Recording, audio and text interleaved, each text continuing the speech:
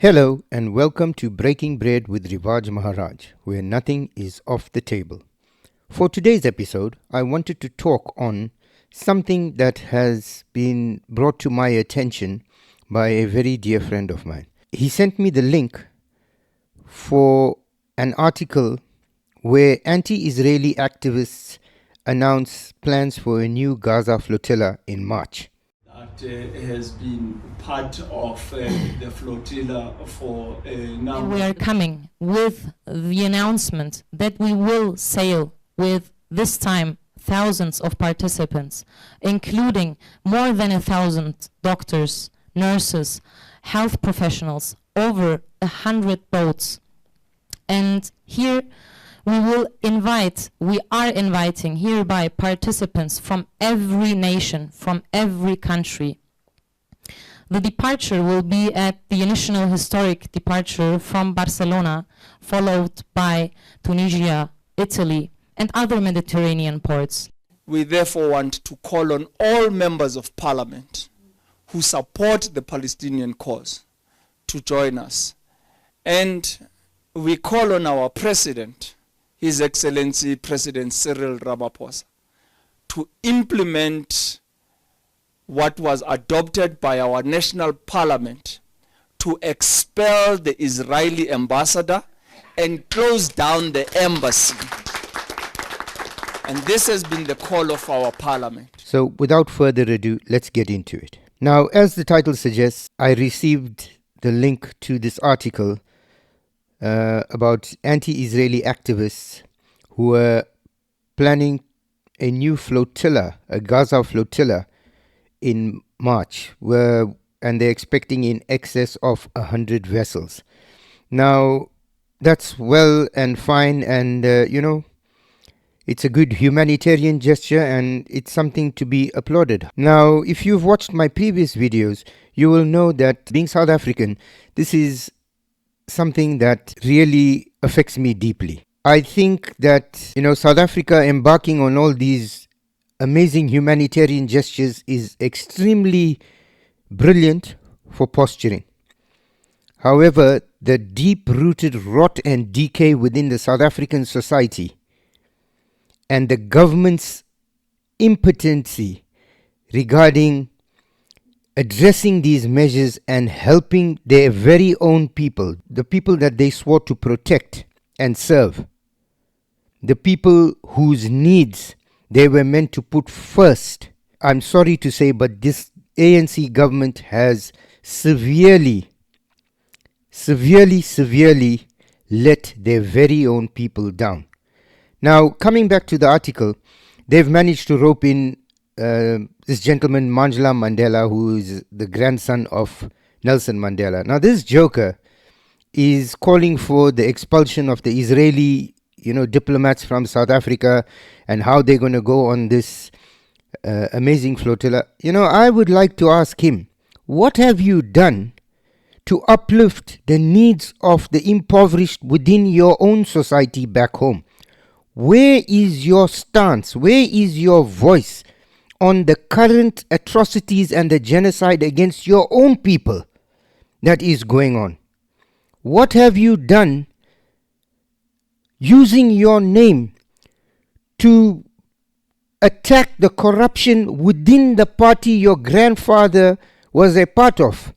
When people hear of the ANC, they only think of Nelson Mandela. Nobody talks of Dr. J.S. Moroka, the founding members of the ANC. Nobody talks about Albert Luthuli. These are founding members of the ANC, people who dedicated their lives to the founding of the ANC and to, the non-violent movement of the ANC. It was Nelson Mandela who came in the 1950s and said that the time for dialogue and the time for non-violence has to come to an end. It was Nelson Mandela who said that. And he was the one who was responsible for Umkhonto we Sizwe, the armed military wing of the ANC. Now, you can judge that whichever way you want. Was it a right move? Was it a wrong move? What I'm saying to you is this gentleman has been glorified as the father figure of the ANC. But those that came before him have literally no mention. Albert Luthuli, Chief Albert Luthuli from KwaZulu-Natal, was a very dear friend of Mahatma Gandhi, believed in the policies of Satyagraha. They used to sit at my great-grandfather's home and have discussions on these things. It was the time when Mahatma Gandhi formed the Natal Indian Congress. It wasn't to say that the Natal Indian Congress was something that was separate. It was the Indian part of the struggle that was involved in helping to try and reshape the policies within South Africa. However, it was all non-violent struggle.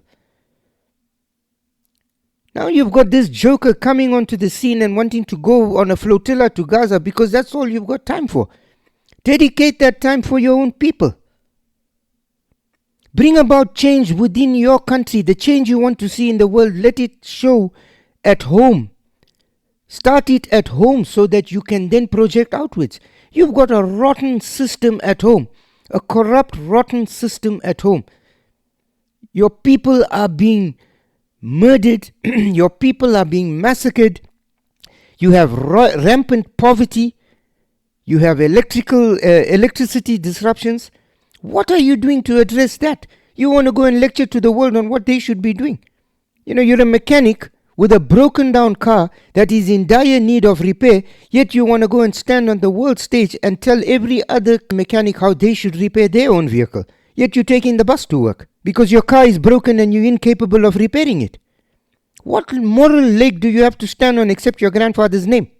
So, I'm saying to you, this may be a very noble gesture. Let the Gazans deal with it and let people more competent deal with it. You deal with what you have to deal with in your home first. When you are in a position of strength, then by all means preach to the world. By all means, then go and preach to the world. But don't preach to the world when you have absolutely nothing to stand on behind you. Because then you just look like an idiot trying to make the world a better place when your own home is rotten to the core. You've let down your own people. You have let down your own people. The South African populace struggle every day, yet you choose to fight a battle far away from home. I don't know on what planet that makes sense. Coming back to Gaza, there are multiple Arab nations, extremely wealthy Arab nations.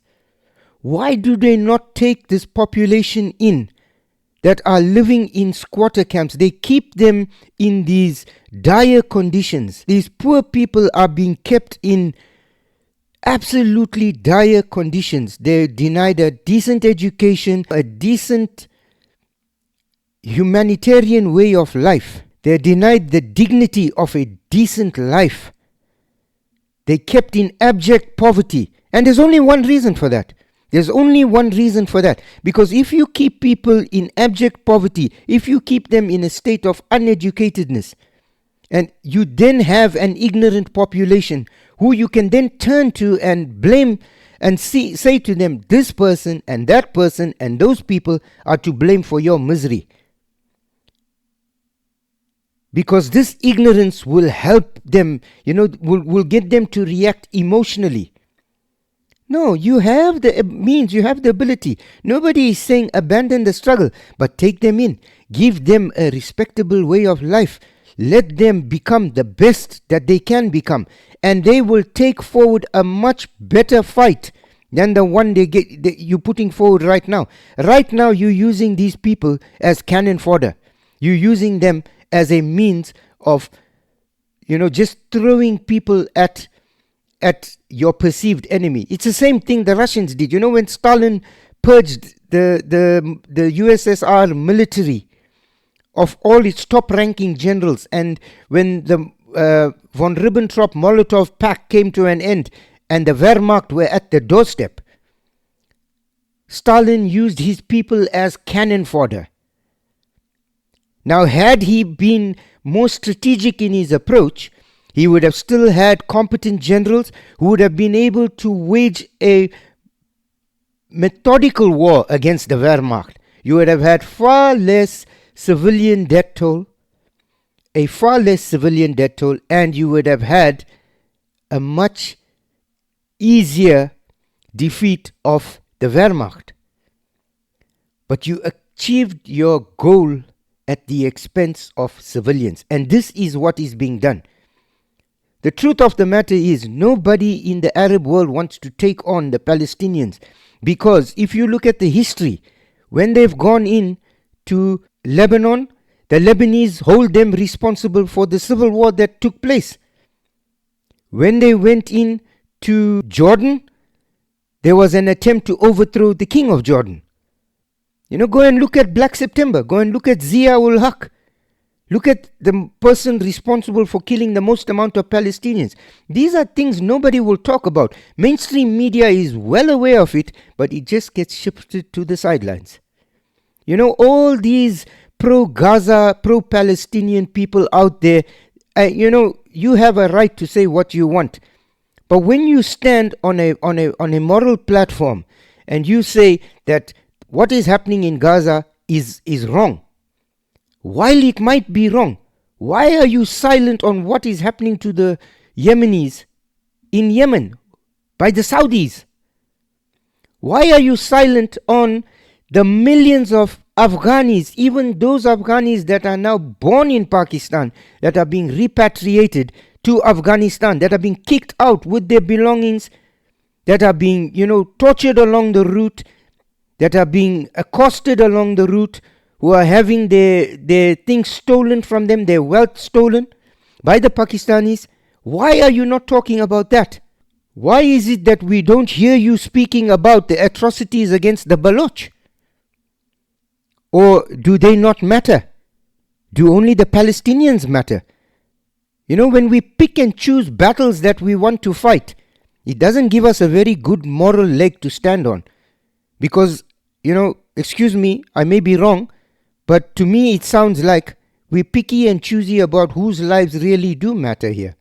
This concept of keeping people down, keeping people in abject poverty, keeping them uneducated. You see it across the border from India in Pakistan, where every time the government faces an existential threat from within, a threat to its very survival, because then its thieving and its duplicitousness is coming into question, it lights a fire, it generates smoke, so people don't look at what is actually happening. Then you have a population that is so indoctrinated that when you throw a stone and you say it's them to blame, they look there and you whip up anti-Indian sentiment. You see the same thing in Morocco and Algeria. The Algerians are continuously being told about how the Moroccans are bad and how, it's their fault. Take a step back. Stop. Listen. Look across the road at your neighbor. Morocco is flying. Morocco is flying. Morocco is making South Africa look like a joke on the world stage. All this time, passively sitting back, playing the diplomatic game and doing what is best for their people. Look at the transformation that has gone on in Morocco. And look at South Africa and what a joke it has become. South Africa was once the bulwark of progressiveness in Africa. The country in Africa that was the lion. The country that was the giant in Africa. And because of the current political situation, because of the poverty, because of the rampant crime, and not just a trivial crime, serious crime. You have businesses relocating. So I say to these Algerians, that follow that line, look across the road at your neighbor, because you're the same people. You cut from the same cloth.